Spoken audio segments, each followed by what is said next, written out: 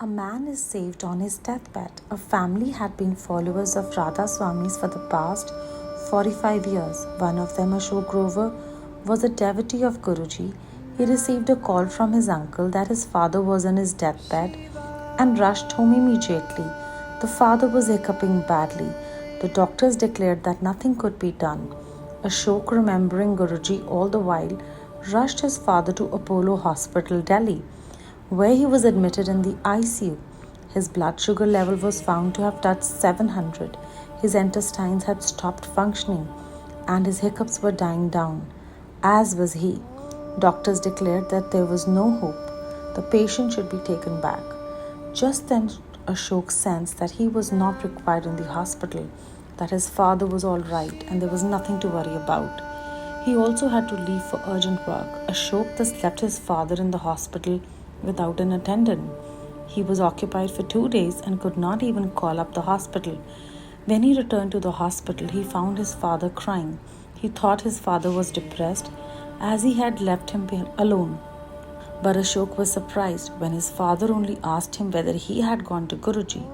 His father narrated how the moment his son had left him, he had felt Guruji's presence through his fragrance. Guruji said, "Hor vai Radha Swamiya, ki hal ne tere? How are you, dear Radha Swami?" The father said that though he had prayed to Babaji of Radha Swamis, it was Guruji who had come to his rescue. Guruji then asked him to get the test done again.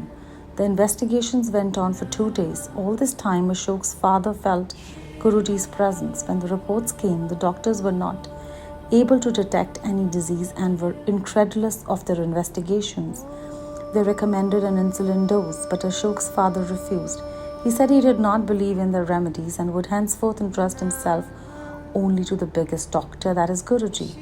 After 1 week, Ashok's father came to Guruji. The Satguru said the same words, "Hor vai Radha Swamiya, ki hal ne tere?" and told him that he had been granted a new life.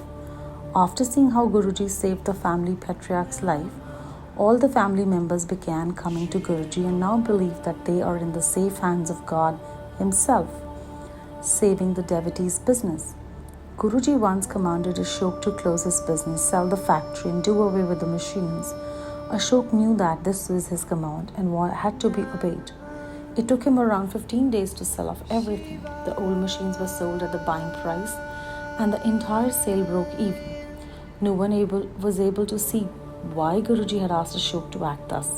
3 weeks down the lane, the business was declared outdated, and many incurred heavy losses, but Ashok was saved by God Himself.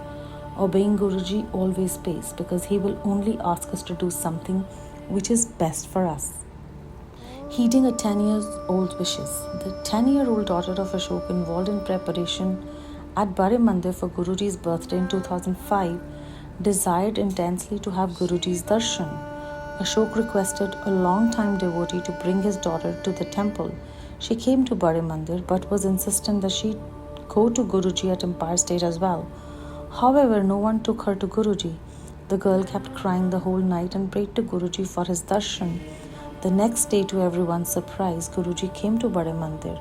When Ashok told Guruji that his daughter was remembering Guruji last night, Guruji merely smiled and told him that he had come just to see her since she remembered him. As a result of Guruji's blessings, the girl stood first in her exam and has remained a brilliant student ever since. Satsang as narrated of Ashok Grover, a devotee.